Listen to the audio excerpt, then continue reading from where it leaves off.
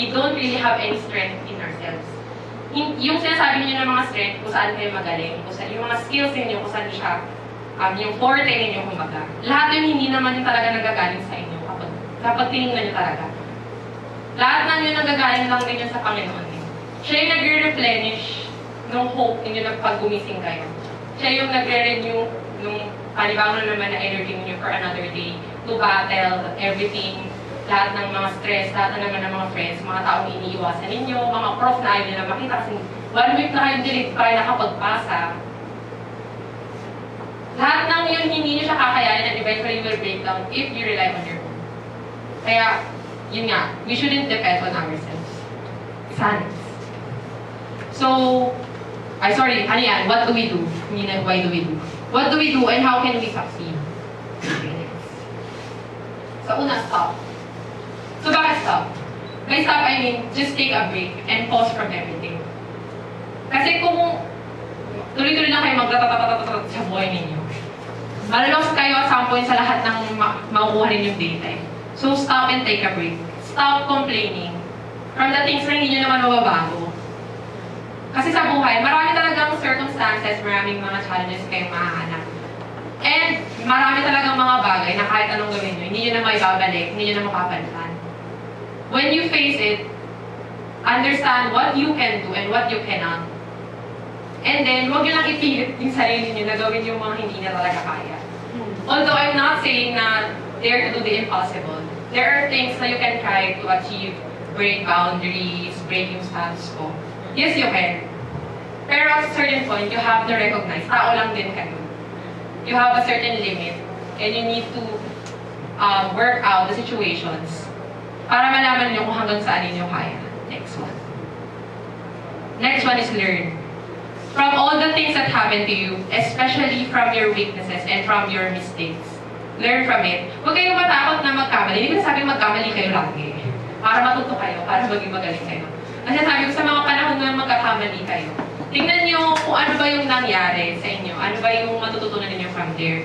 Huwag kayong matakot, although madali itong sabihin, pero sobrang hirap naman. Huwag kayong matakot na i-judge ng ibang tao. Pero alam ko na hindi ito sobrang daling gawin.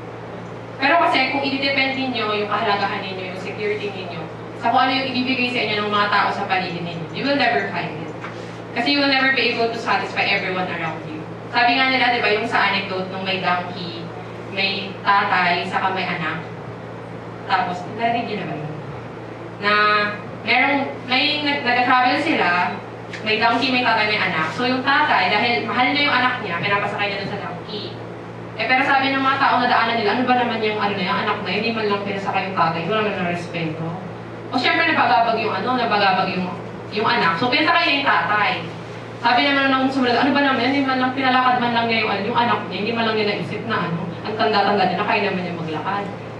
O di syempre, ginawa na nila, naglakad na lang silang dalawa para patas. Tapos, hindi pala, sumakay ata silang dalawa. Sorry, nakalimutan ko. Basta yung last nun is, ano ba yun, kawawa naman yung donkey. Parang kinakawawa naman nila yung donkey.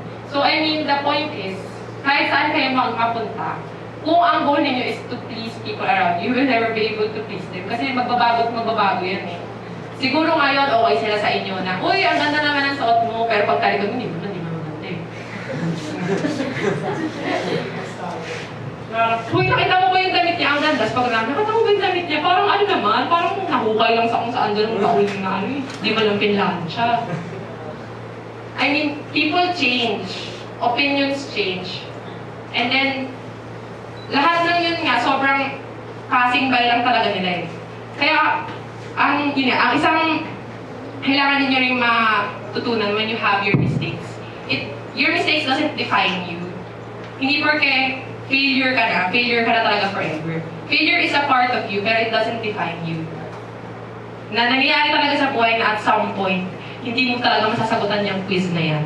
Or meron ka talagang hindi mapapasang homework. Or meron ka talagang class na kailangan i-cut kasi hindi mo na talaga kayang pumasok. Hindi siya, yun nga, yung sabi ko kasi, yung preoccupation kasi natin sa success, ang idea kasi natin na kailangan lahat perfect eh. Kailangan lahat positive. Kailangan lahat maganda. Pero failure is a part of you eh. And you have to embrace it. Pero I'm not saying you have to keep doing it again and again. Kung ano man yung mangyari nangyari sa'yo during that failure, learn from it. And then appreciate the people na nandun sa paligid mo para tulungan ka dun sa failure mo. Sige, next. Accept your strengths, your weaknesses. Accept the opportunities that come your way. Accept even the threats na binibigay ng mga people sa'yo. Kasi only when you accept who you are, only when you accept ano yung meron ka, ano yung wala ka, will you be able to identify kung ano ba talaga yung gusto mong gawin sa buhay mo.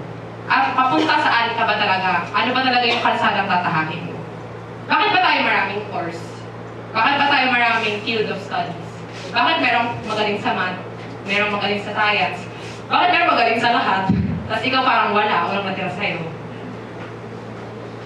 Kasi yung bawat isa sa atin, meron tayo kanya-kanyang skill, kanya-kanyang strength. Siguro ngayon, hindi nyo pa na-appreciate yung mga bagay kung saan kayo magaling. Lalo na kung hindi siya academic. Hindi nyo pa na-appreciate na kayo na-involve kayo ngayon sa church. Na meron sa inyo magaling kumanta, magaling sumayaw, magaling mag-host. Na magaling magsalita sa harap. Hindi siya nag-gradean kasi eh. Hindi siya nabibigyan naman din ng sweldo. Kasi syempre volunteer yun. Pero siguro in due time, makita ninyo kung paano lahat ng experiences nyo na napagdaanan. Yung pag-host nyo na ganyan dito, yung pag-build nyo ng ganitong events, is something that you will be able to use in the future.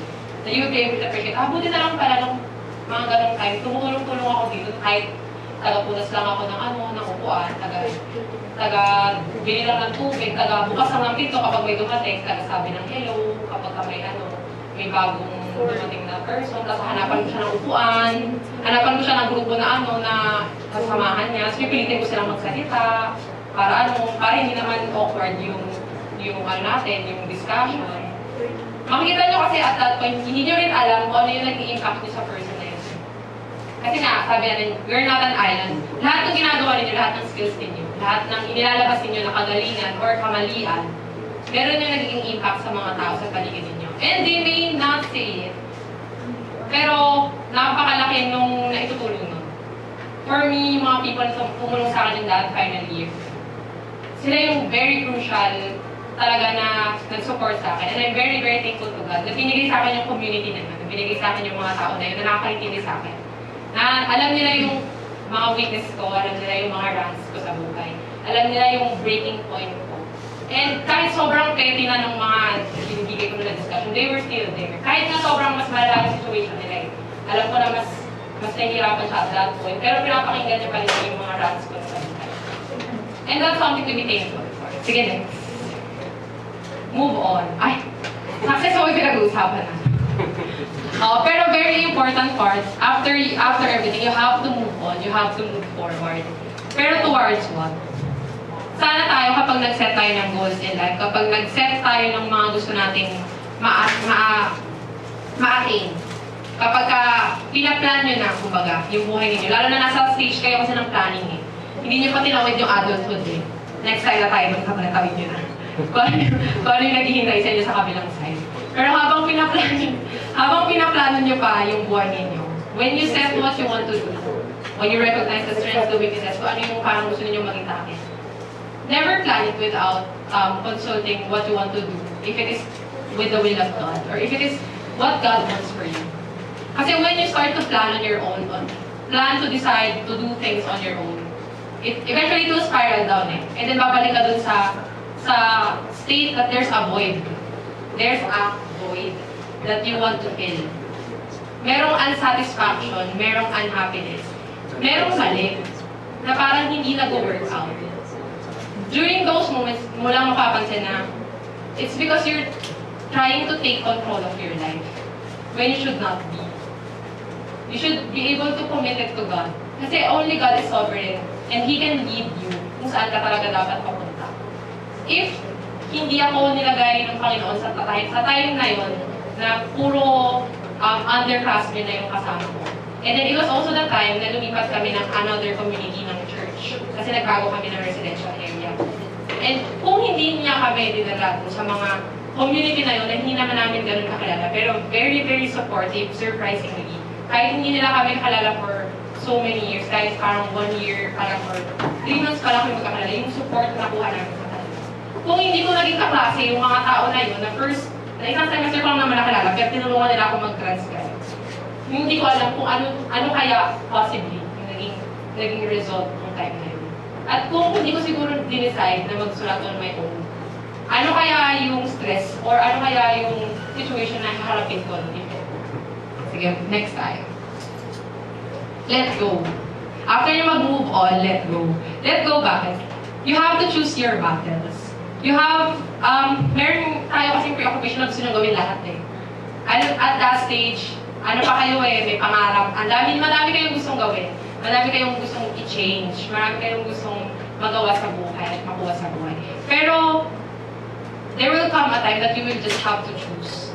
At yun nga siguro yung naramdaman na ng iba sa atin na bumili ng course.